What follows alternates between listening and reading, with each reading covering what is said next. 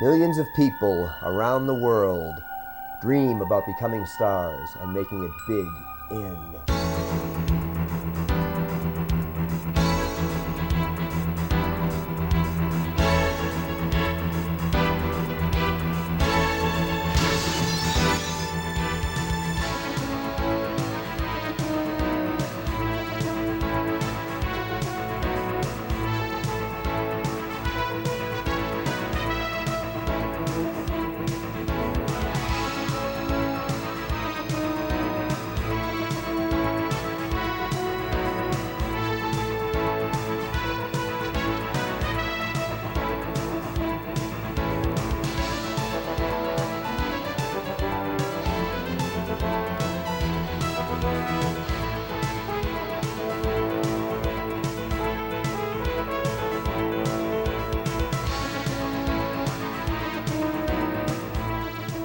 Welcome to the world of make-believe, where dreams do come true and stars are born. Boys and girls, young and old, short and tall, fat and thin, all colors, all religions, all the time. But what are your odds? I've used this line a million times, and when they ask me about being an actor, and I always say to them, lay down until the feeling passes. I can get somebody, this person behind the camera, and get them out there and tell them what to do. If they don't have it, you can't force somebody to act. I mean, they have to bring, you have to work with what they bring. I mean, if you have a lot of time, sure, I could take a stranger off the street and possibly build him into that character, but you've got to work with what they bring to the table. To even want to be an actress, you have to have something going for you that's a little bit crazy and very courageous, you know, really very, very courageous. And if you stick it out, I don't care what degree of talent you have, if you really stick it out, you have the courage, I really believe that any actor that does that has the courage to just hang in there, can make a living in this business. There's just too much money at stake in a feature to entrust any kind of meaningful role to an actor who hasn't performed in front of a camera before. That doesn't mean it doesn't happen. It does happen. It's infrequent, it's wonderful when it happens, and it works. It's terrible when it happens and it doesn't work. Estelle always said, I get a lot of talented people. Some of them make it. It's all a matter of luck. Some don't. She said that does not mean that the ones that didn't weren't just as talented as the ones that did. I don't like to say that people are natural-born actors, but some people can work at it for a lot of years and never be really tops when some other people can kind of fall into it and be good at it in a lot shorter period of time. Well, I think that everyone should have an opportunity to pursue their dream. And many times you'll get a lot of discouragement from the people around you. There's never a better time than when you're young and unattached to go ahead and give it a shot. But you have to be realistic about it. And once you come out here, you have to realize that you have to be well trained. You need to meet people. You need to understand how the casting system works. And you need to know that you're going to experience a lot of rejection before you get an opportunity. And if you can handle that, if you have the grit for that, that you know ahead of time that they're not just going to open their arms and say, you're going to be a star. If you know that ahead of time and you're willing to really work, then you're ahead of most of the people who are kind of starry-eyed and expected to fall into their lap. You know, Hoffman said a wonderful thing years ago. When an actor goes on the stage, there's three sets of people in the audience. 1/3 are there to be entertained. 1/3 think they can do the role better than the people on the stage, and 1/3 can do the roles better than the people on the stage. So no matter how you approach it, we're in the entertainment business. Every star, past and present, shares one common experience, that first and most important step of all. Somehow, they found a way to Hollywood.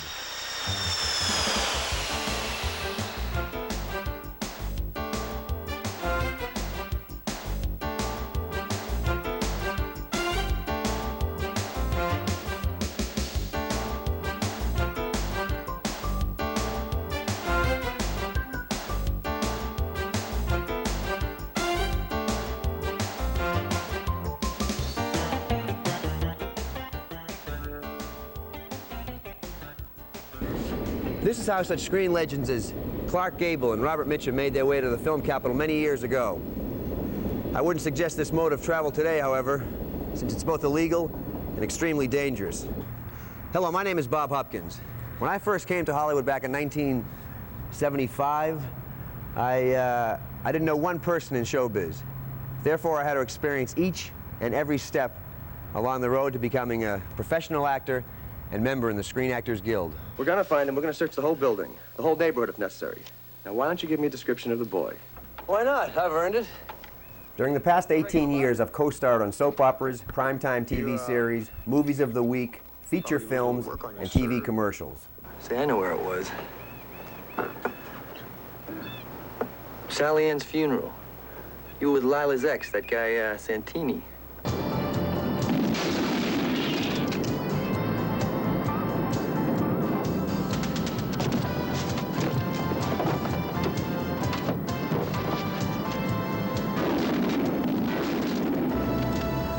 I'm not a natural talent by any stretch of the imagination, so I had to treat acting like a business, which is exactly what it is.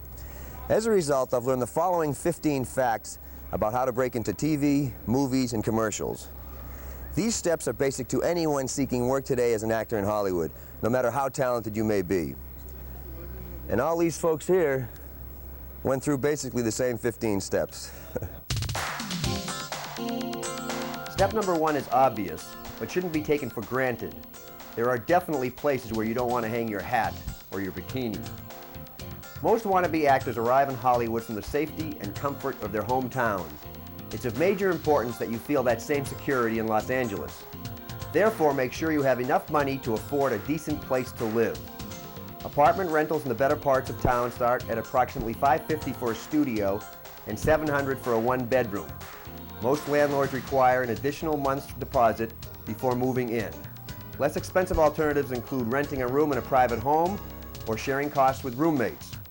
These options can be found in newspaper classified ads or on acting school bulletin boards.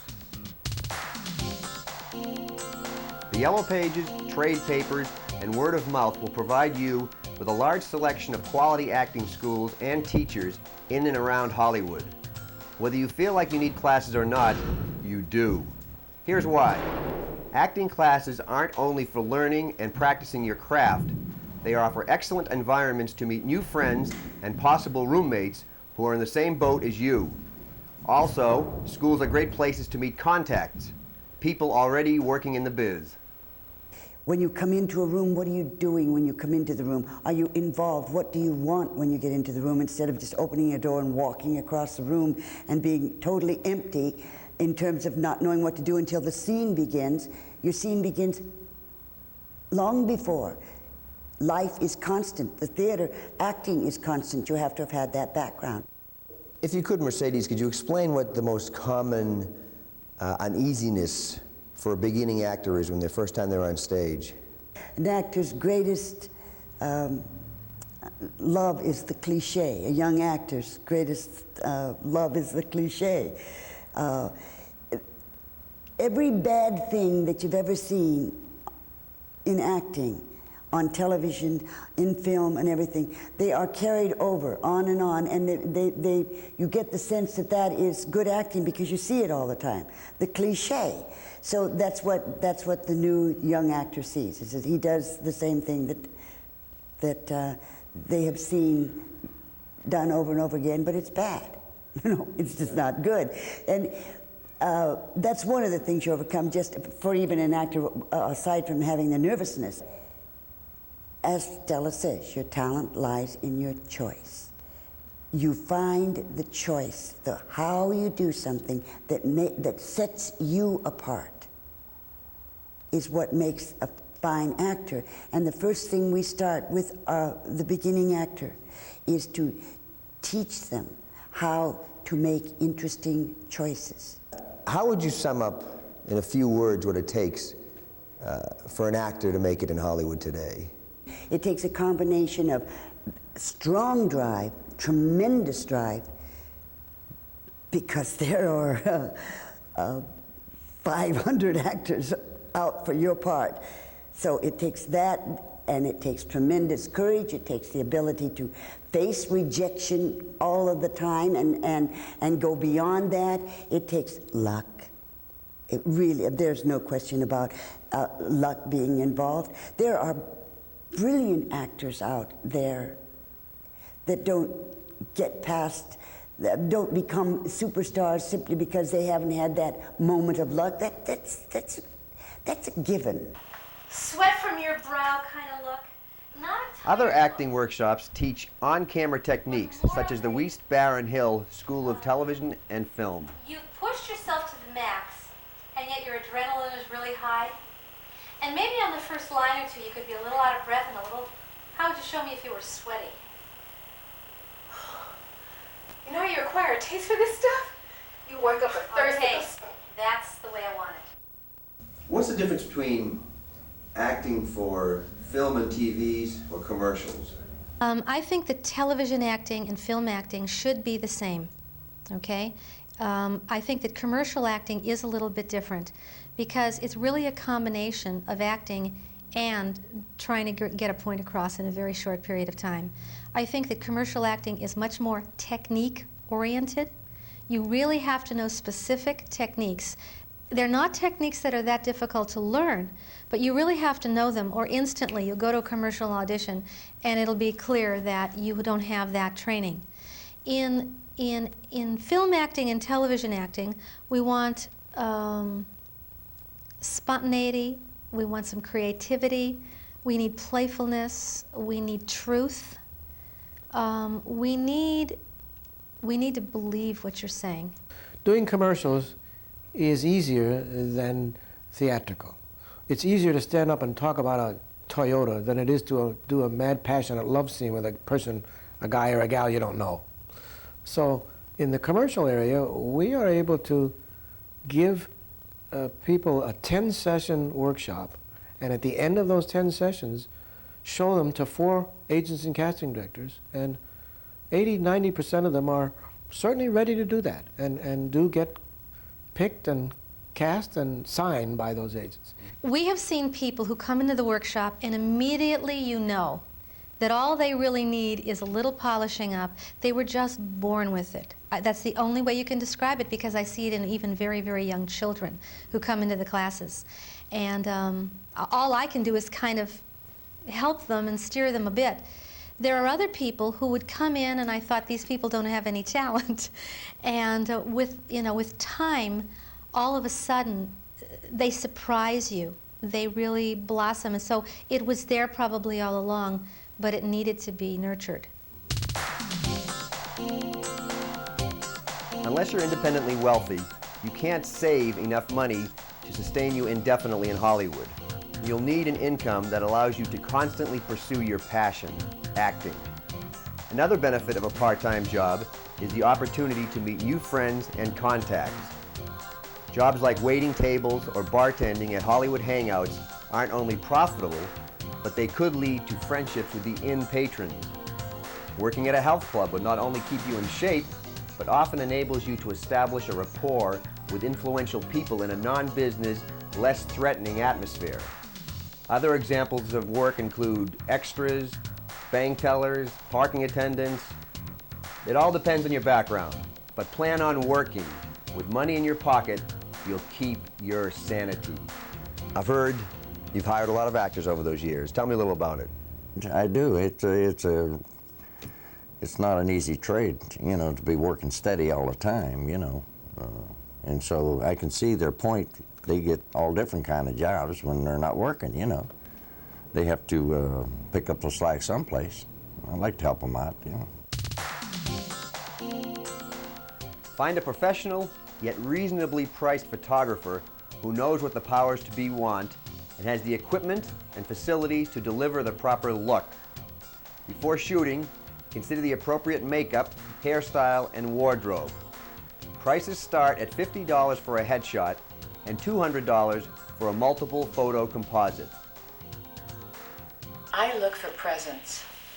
I look for, is there a sense of there-ness in that photograph? It is the calling card. It's the actor's calling card. So what they're doing is trying to present the agent or the casting person with something that is a substitute for them, either before they get in for the audition or after they've gone to the audition, to remind the casting person of who they were. Is there any general problem that you run into with young people, young actors, when they on their first photo shoot? Yeah, I think the best way to put it is that they quite often have two looks, bad and worse. What I mean by that is they're very tense, they can be very nervous, they can be very, very caught up in an attitude, especially the young, if you will, the young jocks or the young macho type guys, because they always come across with the, yo, hey, and you ask for a smile and it's always, yeah. You know, they're afraid to be vulnerable, they're afraid to be free, they're afraid to be open.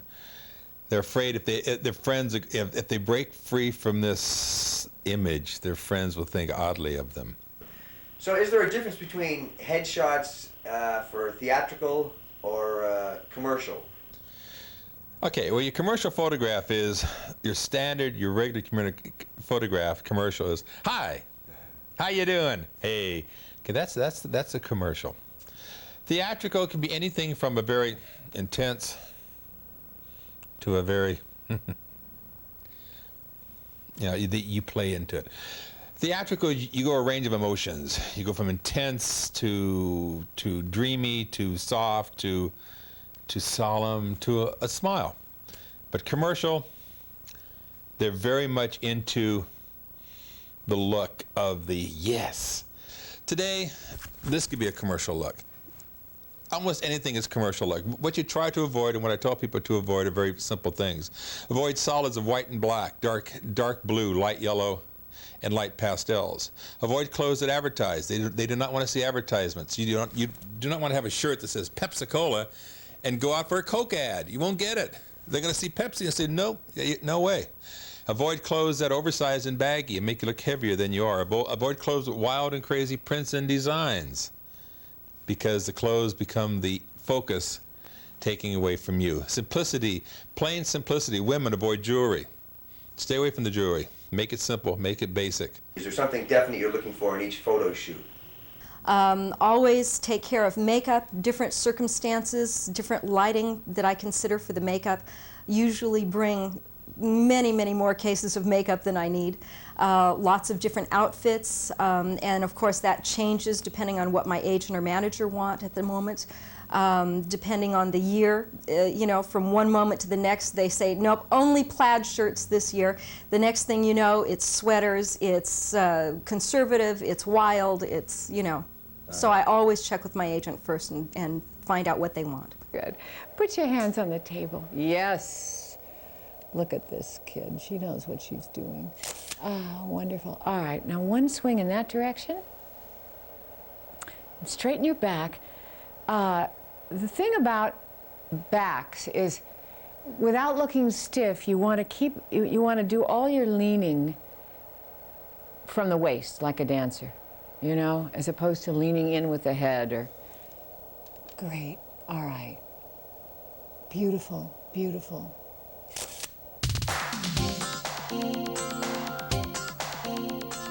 Typing a good, clean resume is essential, even if you've never worked a day in your life as an actor. List any credits, acting experience, or training. Also list your special abilities and skills, such as dancing, horseback riding, swimming, aerobics, rollerblading. Many an actor has been hired because of a special ability, including me. My first professional acting job was a direct result of my resume. I had listed basketball player as a special ability, and sure enough, I got a call for an audition for a TV commercial. I walked in, saw the casting director, and she looked me up and down. She says, "How tall are you?" And I said, "Yeah, 6'2". And she said, "Okay, you're tall," which is not, of course, tall for a professional hoopster. But I ended up getting the job, even though I couldn't shoot the ball because I was tall. So you never know exactly what special ability you have. So always list any special ability. Whether you can sneeze, if you can sneeze on cue, list it. because they may be doing a sitcom and they need somebody to sneeze. So whatever it is, make sure you put that special ability on your resume and learn how to shoot a hoop too. I did. Yes, that's me a couple of years ago, or maybe a couple of decades ago. Before my monumental debut in the previously mentioned B-Ball commercial, I pursued any opportunity to step in front of a camera. These excerpts are from student films. It's important to have tape available on yourself which demonstrates your potential as an actor, or in some cases, an unknowing comedian. Really, it's no big deal. Student filmmakers at UCLA, USC, AFI, and other local schools are always looking for actors. Edit together several different roles, then submit your demo tape to anyone who can advance your career. By the way, give them a copy, not your master tape. Hollywood trade papers are an actor's #1 ally in keeping updated about what's happening in Hollywood. They continually reveal what new projects are on the horizon and who's casting, directing, and producing them. They also list the phone numbers and addresses of each production company. Study these trade papers daily and pursue those roles that fit your type and abilities. Often, these periodicals can be of help in finding an agent, too. A beginning actor must get an experienced agent to have any chance of breaking into Hollywood. Get a list of franchise agents from the Screen Actors Guild and never pay an agent up front for promised services. That agent is a ripoff and exit that agency immediately. An agent is entitled to a 10% commission for securing work for an actor. And always remember, the agent is working for you. Nancy, you've been an agent for 15, 17 years in Hollywood. What is it that you look for in a picture when it comes across your desk? I think what I'm first looking for is just a really open, genuine feeling from the person. Something that doesn't look phony, doesn't look fake. Something in the eyes, a bit of a sparkle. I think not so much glamour anymore, but more of a real person looking back at me from their picture. Because I think these days in Hollywood, on television and motion pictures, it's real people that we're watching these days. When we get pictures in, we look for that you call that certain star quality that comes across in a photograph. And that determines an agent calling, hopefully, a good talent into the agency. And then when that talent does come in, we have what we call anywhere from a 15 to 20-minute interview, depending, of course, on time, and we're able to determine whether or not that talent's going to work out for us. I try to interview probably anywhere from 20 to 30 people. Per week? Mm-hmm. Now, that's a small percentage when you think in terms of how many pictures are submitted. I mean, we throw a lot more pictures away than we keep, so that's really not very many people at all. You know, so you know, it just, you know, it's almost like a throw of the dice. You just never know, and every agency is looking for something different. You know, it might be that when someone comes into the agency, there might be a conflict. You know, we might have someone that looks just like that person or similar. So, you know, we may not be able to use them. So I usually refer to other agencies. What does an agent actually do for the actor? Well, he acts as a liaison for that talent, setting him up for commercial auditions, theatrical auditions.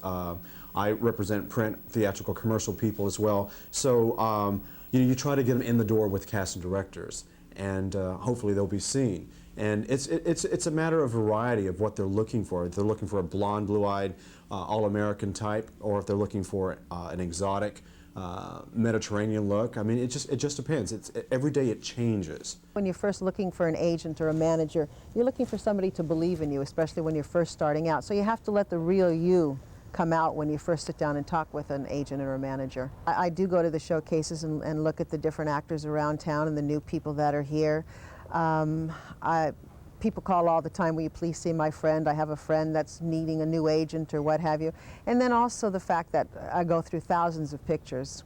How about an actor that is not in the Screen Actors Guild? Will you consider them? Let's say an example, someone submits a picture in and they're not SAG. So they come in, they're in an interview. I had a girl in here a couple of days ago. She walked into the room and she was absolutely incredible, beautiful. Her picture really didn't do her justice. She was phenomenal. I wanted to sign her right away because when she walked in, she had an energy about her. And when you send this type of talent on an audition, if they do that to me, you can imagine what they're going to do with the casting director. So how do you get an agent to represent you? By pounding the pavement, knocking on doors, dropping off photos and resumes, being creative in written and oral correspondence. Utilize friends, contacts, little theater showcases, and your demo video to attract a good agent. Above all, be persistent. Casting directors decide which actors will be brought in to audition for the directors and producers, so it's imperative to meet and befriend these influential talent scouts. Explain the basic casting process, how you go about it.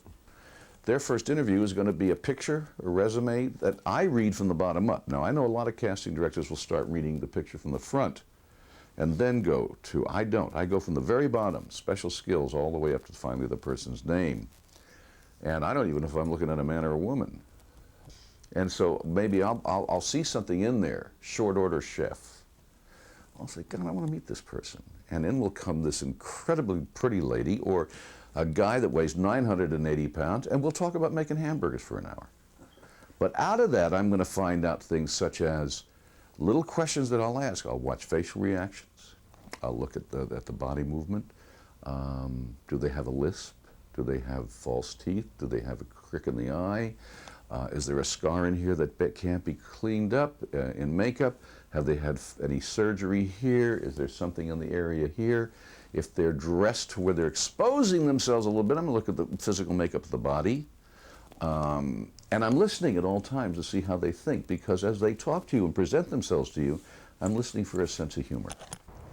Well, when I personally am casting a film, I will look at every single picture that comes across my desk, whether it is sent in by an agent or manager or even the talent themselves, because you never know what you're going to find when you open up an envelope. And I know there's a lot of places where people, use who they know or the different agents that they know rather than going through everything. And I just find that it's important to look through everything, because you never know where you're going to make the next discovery, where the next people from Beverly Hills 90210 came from, or where they will come from.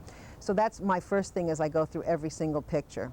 And depending upon how long the producer gives you to cast the film, gives you an indication of how many people you can read for each role. I like to read as many people as I can, because sometimes if you're not exactly sure what the character should be, or the producer doesn't have exactly in mind what he wants, to be able to bring in a lot of different people for the same role gives everybody a chance, the actors a chance, and also gives myself and the producer a chance to see somebody new and different that maybe you wouldn't normally see for that particular role. Eddie, is there anything you could recommend or sum up the whole Hollywood experience to anybody that might be headed this way? Be prepared to succeed. Don't be prepared to fail. Come here with the whole idea that they're going to make it. Come here with the understanding that when they get here, they have to go to the Screen Actors Guild and find out who the good agents are. They have to go to the different publications and find out who the good teachers are, the good workshops where they can get up and interact with other actors. And they got to find out what the technique is. This is a business of a technique now. It used to be a whole different area. They've got the technique of tape as opposed to film, as opposed to theater. Theater, you have 60 feet to work in. Film and tape, you have 4 feet to work in. They have to get out there and read. They've got to learn the business. They've got to read everything they can about who the people are in the business. When they're going in to meet somebody, they should know everything there is to know about that person. And it's like going to school again. But it's not like starting at the bottom. It's like they've already got the education behind them, hopefully. And if they don't, they come here, they get a job, they come with a certain amount of money in their pocket, and they start knocking on doors, and those doors will open for them. Producers and directors have the final say in hiring actors, especially for the larger roles. Again, mail a photo and resume, follow up with phone calls, and get your demo video in their hands. Be creative in connecting up with producers and directors. Stop by their offices and get to know the secretary or other key employees. So tell me, Phil, how much is a producer involved in the casting of a feature? The producer frequently is not involved in the casting process when you get down to that level, when you get down beyond the star level. Tell me about how you arrived at the casting for your successful film Shoot to Kill, the casting of Sidney Poitier and Kirstie Alley and Tom Berenger. Well, Sidney was somebody that I went after because I had a role that I just felt that he would be the quintessential actor for. So I pursued him initially through his agent and directly, and we had a number of meetings about it, and he came on board based upon the script. And the same with Tom and Kirstie? No, Tom was engaged after the picture was set up with the Disney organization. Tom was at that point very hot, and he had just come off of Platoon, and he was a very desirable actor, and we were very happy to have him do the role, and he was terrific in it. And in both of those instances, it's a case of stars matching the roles completely. And now how about Kirstie? Kirstie, at that point, hadn't been assigned Cheers. She had done a number of things and was well thought of in the business, but she hadn't yet gotten anything that was breakthrough. We just felt she would be terrific casting for it. Is there anything you can tell the beginning actor? Well, I'm going to make the assumption that when you say beginning actor, you're talking about an actor who is trained, an actor who has gone to school or has been in workshops, somebody who feels he's ready to perform in front of a camera, who maybe has not had the opportunity to professionally act in front of a camera, but who feels confident and ready because he's trained to do that. If we're talking about the beginning actor in that context, I think initially casting directors are probably the first line for an actor to be evaluated for a given role in a picture. The one thing an actor must have is a dedication beyond belief, because if they don't have that dedication, they're never going to make it, in my opinion, unless they get extremely lucky, and you can count the people who get lucky on the toes of one foot. So I wouldn't presume to tell people that breaking into acting is an easy job. It isn't. It requires tremendous dedication to what you want to do as an actor and belief in yourself as an actor. And if you don't have that belief, forget it. When you actually bring in the 5 or 6 actors that you're considering for the role, do you have them read, or do you generally look at tape of them? Yes, I would definitely have them read because of my background. I would like to see what they've done on film. You have such a limited time. I would really like to see film on them, film, videotape, anything. And I think that from my perspective, understand I edited more than 40 features, so I think I have a fairly good eye as to what I see on film. I think I can cut through a lot of the things people would be very sensitive about. This is not the right tape. You absolutely must have tape. You have to have something. You have to be able to present yourself in some fashion. Okay, how about the beginning actor? This is the first movie part, film part, TV part, whatever they've ever had. First time before the cameras. Are there common mistakes that you see again and again? I think the biggest failing of young or inexperienced actors is to tend to give too much. I have this moment, I have this line, let me stretch it, let me see what I can do with it. And in fact, the more experienced people you find simplify it. They find a gesture, they find something that says it all. Speed. Essentially, I find that the more experienced actors are much faster, the way they deliver the lines. By diligently studying and pursuing the business of acting, you've finally gotten your first audition. In most cases, you can go by the casting office the day before and pick up the audition script, otherwise known as the sides. Take them home and rehearse, rehearse, rehearse. The prepared, confident actor usually gets the job. Generally, I try to get a hold of the script ahead of time. If that's not possible, I try to get a character description. I dress according to that character, talk to my agent about that character, about what they're looking for specifically. I wear my hair in different ways, so I can look anywhere from a younger girl to a much older mother, just dependent upon that. I mean, the more that you can fill in their imagination, the better your chances of getting a role. Mm-hmm. And if you do have a chance to get the script beforehand, is there a certain procedure you follow?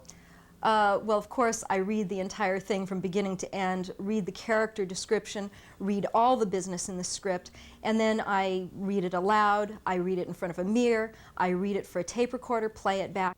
It helps me to hear my voice back, helps me to determine inflection in my voice, helps me, sometimes you interpret what you sound like a lot different than when you hear it played back. And so generally what you're hearing played back is what they're going to hear on the tape when they review the tape.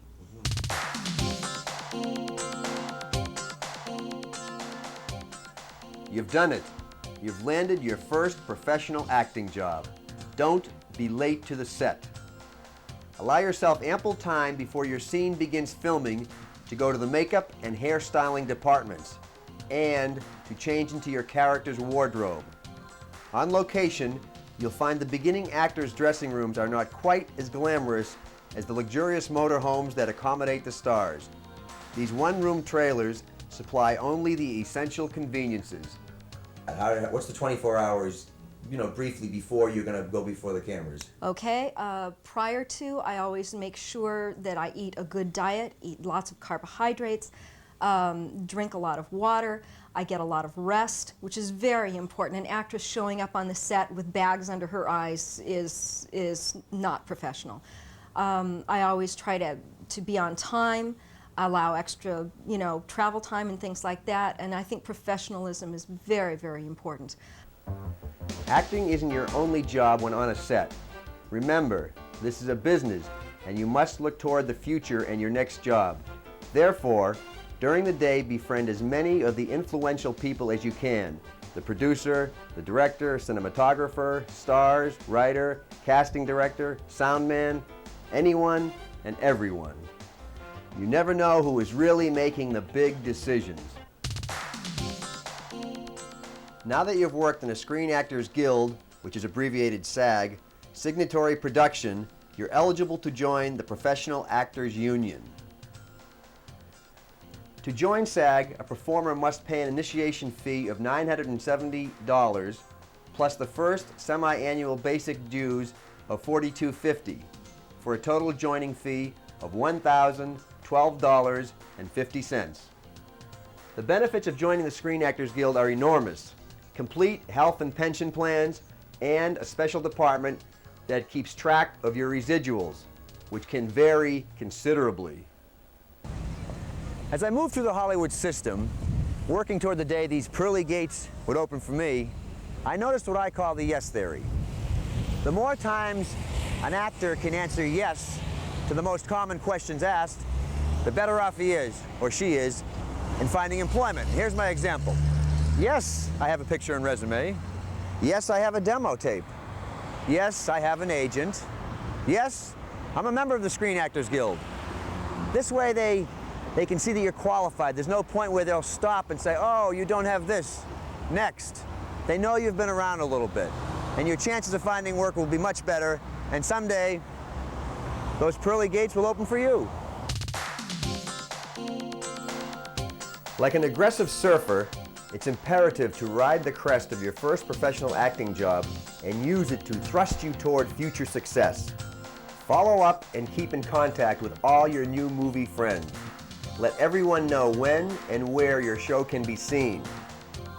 By appearing at charities, going to in-functions, or gaining notoriety for other honorable activities, you will be seen in the media and thus will be noticed by the powers to be, who easily forget another pretty face if it's not right in front of them. As founder of the National Hobo Association, I'd like to show you some free publicity that resulted in more than one acting job. So keep your name out there. Everyone's seen at least one actor who evokes the thought, how did he or she ever make it? The answer is quite simple. Someone must have liked him or her. So the bottom line is, your best chance of making it in Hollywood is to be the very best actor you can possibly be while also being a savvy business person. create your own opportunities for success. Then, it's a matter of perseverance until finding that producer, director, or casting director who likes you. Well, those are the basic 15 steps. As you can see, there's a lot more to it than raw talent. It's a business, and there's also a lot of luck involved. But I hope you've learned a little bit more about Hollywood and how to prepare to come to Hollywood and pursue your career. And I just want to wish you all the best of luck, and perhaps someday we'll meet here in Tinseltown.